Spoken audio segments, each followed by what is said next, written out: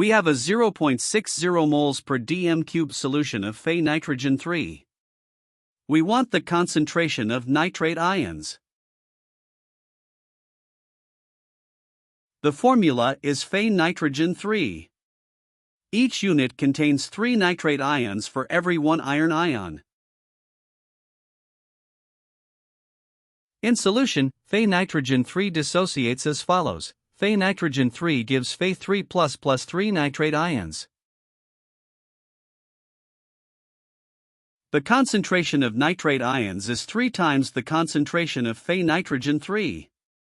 So, nitrate concentration equals 3 times 0.60 moles per dm cubed.